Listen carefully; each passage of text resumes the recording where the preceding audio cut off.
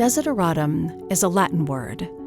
It means things that are desired as essential. The Desideratum podcast celebrates stories, the art of telling, and the journey of listening, with narrator Teresa Bakken and her author, artist, and wordsmith friends. Episode 19. I wrote my first book when I was in college, but I didn't get my first one published until the same year I started collecting Social Security. So there was a long, time period of apprenticeship, in between. And part of that was the transition from writing and publishing short stories to looking for a home where I could, explore ideas at greater length. But I also wanted it to be a place where I had a chance of, the best chance of getting published.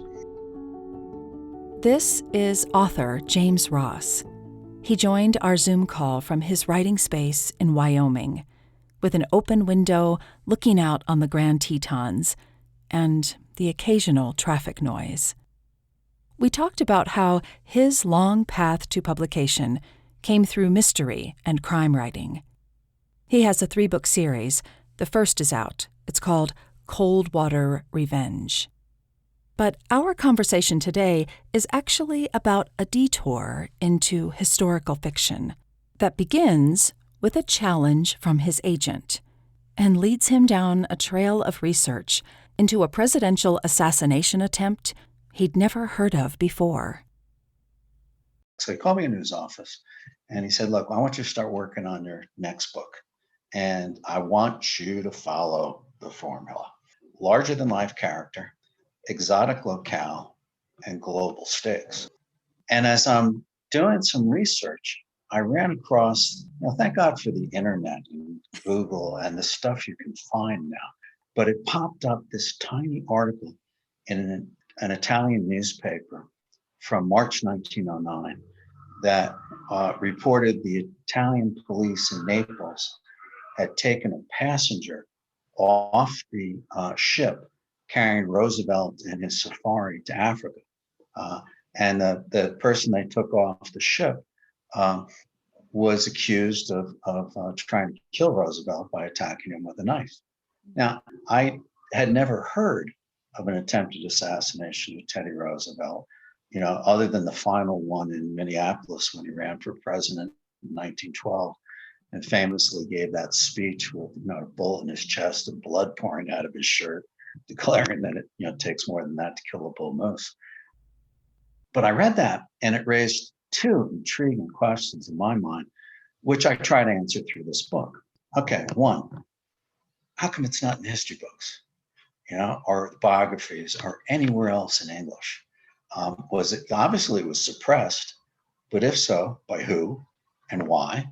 The second question, which the book also attempts to answer, why try to kill Roosevelt anyway?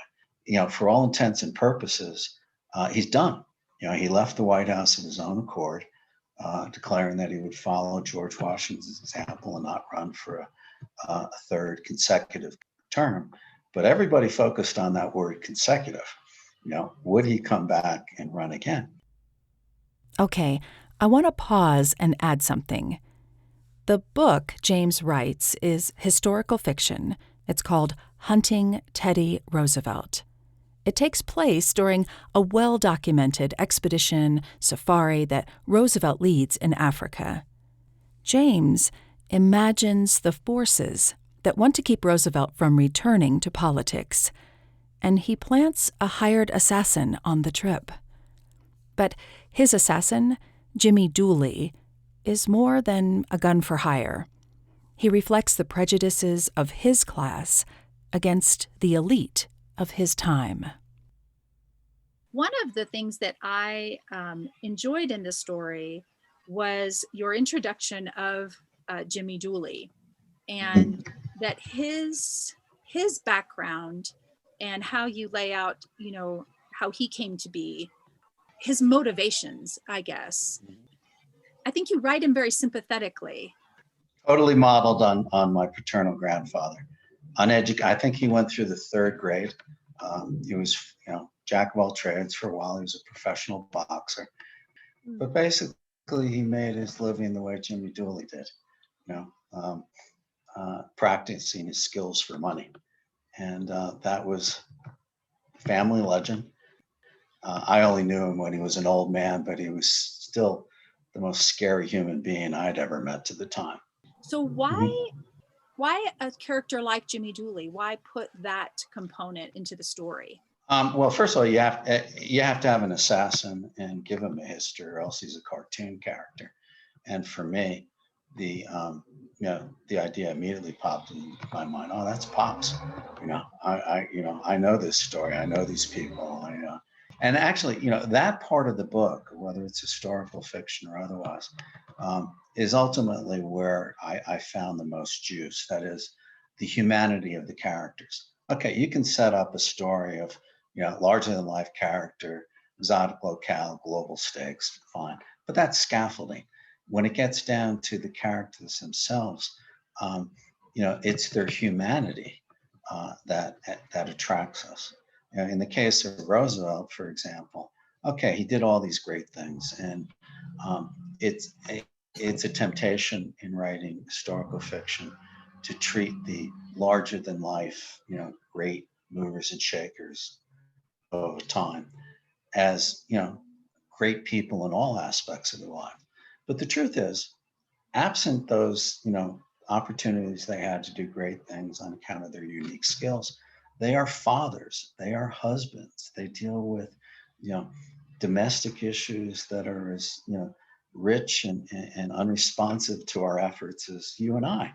And so it's in the interaction between Roosevelt and Kermit, or Dooley's love for his brother, or the Maggie Ryan character and her struggles with being a woman of the turn of the century who has ambition but has to really use all her wits and physical courage and guile to even get through the door, much less succeed on the other side. I went to the internet to see if she actually existed because I was curious about who the grocer's daughter was, and I just wondered where the idea came from, because her character becomes very integral to the story, and I think Mhm. she helps sort of reveal things that we might not have known too about that whole area when you're talking about the global impact. Mhm. Like Mhm. her work kind of around the safari is so enlightening to this and moving the story, I thought. Her character evolved over many drafts, and the challenge for a writer is point of view. In the movies, they have the camera, parrot on the shoulder. Mm. Uh, you can focus on a scene. You don't have to do description. Your audience sees everything, and what you learn about the story out of the mouth of multiple characters. In fiction, you generally have a point of view character, and everything's going on inside his or her head, what they see, what they feel, etc. Well, that can get kind of boring after a while for a reader. So the technique is to give your major point of view characters a sidekick, with whom they, share ideas and dialogues. So for, Roosevelt, it was from time to time Kermit or Dooley, and from other times the Maggie character. The original I had in mind was based on the Nellie Bly, the famous newspaper reporter of the turn of the century. Um, the challenge was, Nellie never went to Africa, and so I started looking for journals of women who had, and just got totally immersed. There are some fascinating female explorers in the late 19th century, and the Maggie character is really a combination of the original Nellie Bly in the sense of being a newspaper woman who covers social issues and puts herself in danger practically every day, and an African explorer named Mary Kingsley, who I quote in the book, Mm. who explored mostly in West Africa, but left some fascinating journals. So that is a perfect spot to hear the excerpt from the book, which is from Margaret's point of view. It's near the beginning of the book, Chapter 2, when the journey to Africa is just beginning. This is Hunting Teddy Roosevelt, written by James A. Ross.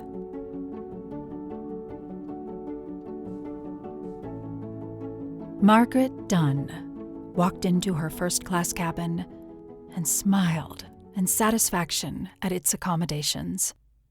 Rather than struggle through the mass of humanity that had gathered to give Teddy the big send-off, she'd boarded ship early, intending to enjoy the luxury of her cabin and to listen to the bands and crowds at a buffered distance. Mr. Hurst had wanted her to travel third class or even steerage, as she had the previous spring for a story on German immigration.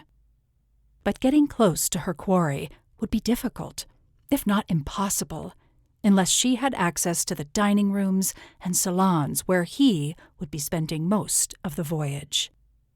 Mr. Hurst had finally agreed to pay for a first-class ticket, though it cost more than he had promised to pay for the stories she hoped to write, a fact that made neither of them happy.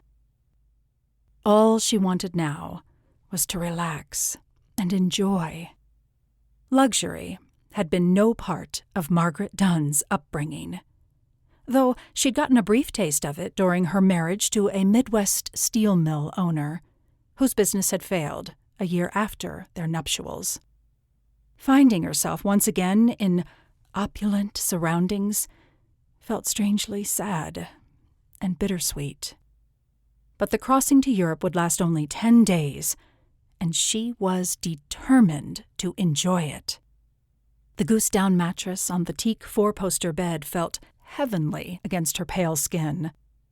The stuffed chaise and wing-back chairs in the adjoining room looked soft enough to sleep in.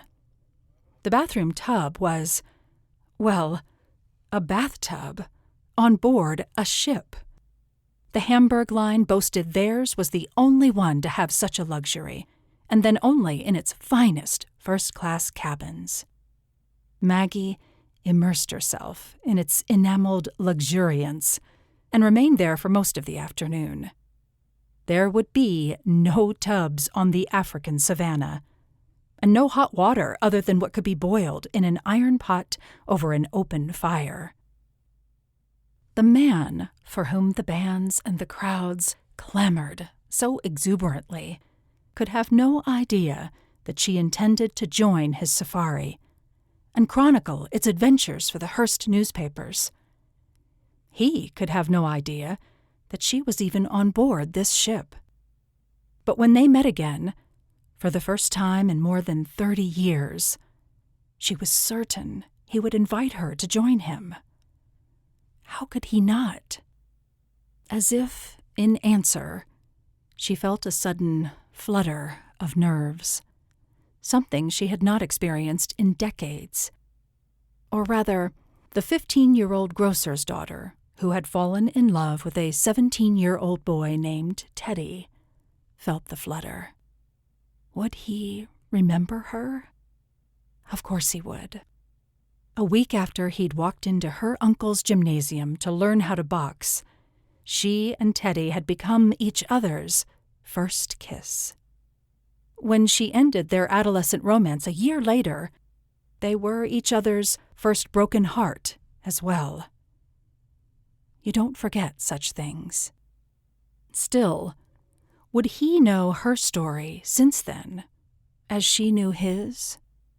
Maggie Ryan, grocer's daughter, who had turned herself into Margaret Dunn, muckraking Hearst reporter, famous in her own right for exposing the horrific conditions in New York's garment district sweatshops, and countless other stories? Of course not. Not even her two deceased husbands knew all the hows and whens. The boy with whom Maggie Ryan had exchanged that forever imprinting first kiss was in for a shock.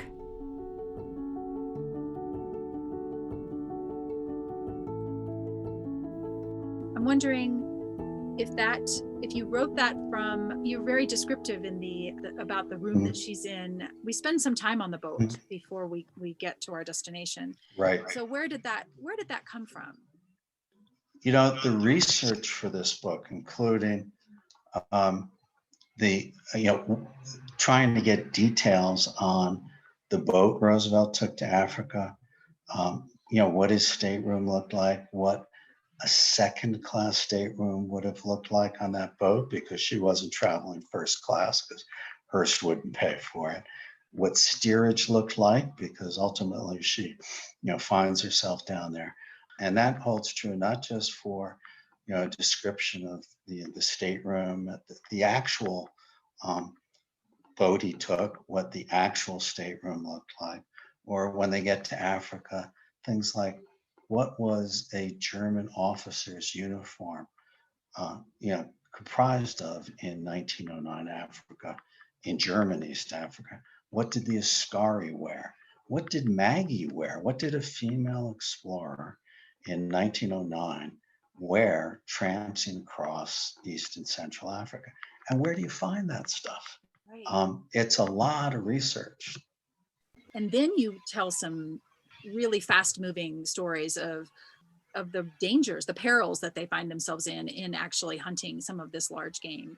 And was that all, did you go and research that to find actual instances of them, or did you fictionalize a lot of that for drama and for excitement? Both, really. Roosevelt wrote probably the best safari book ever written, African Game Trails. And he lays out the whole safari day to day. He's an extraordinary writer. So what I did in my book was I took that, he wrote the story of his safari. I wrote the underlying story of him being hunted while he's the hunter being hunted, basically. And so those excerpts, are mostly from his book. They set up the scene. And what I've fictionalized in several of those scenes is, the actual dramatic scene with a wounded game animal or something that Roosevelt recounts in his book. And I add the Dooley characters tampering with this, that, the other thing to enhance the danger of that scene. But so I like to ask every author, for you, what is essential? Growth. And that comes, that's the path of growth, I think, is self-selected, and it changes for everybody, or can, over time. But I think we find satisfaction in growth more than anything else. I mean, the saying, of course, is it's the journey, that not the arrival, that matters. And I think that's true. I've been various things in my lifetime. Peace Corps volunteer, Capitol Hill staffer, Wall Street lawyer, now writer. And the most satisfying part of that, father, grandfather, husband, is the journey and the growth, the personal growth at each stage, and hopefully, if not every day, more frequently than not. So, that's my answer: growth. I love that. I love that. That's fantastic. That's a great answer. Thank you. We ended our conversation there, but then James asked me to pass along a plea, a request that if a professional historian, a scholar, is listening, that they dig deeper into the facts in the 1909 Italian article that inspired this fiction story. You can find Hunting Teddy Roosevelt everywhere books are sold, and connect with James through his website and his newsletter. I'll put a link in the show notes, and of course, on the Desideratum podcast website. Thanks for listening. Thank you. Thanks for taking so much time to talk to me today. It was really a pleasure getting to know you. No, it's my pleasure, Teresa. Thanks for having me.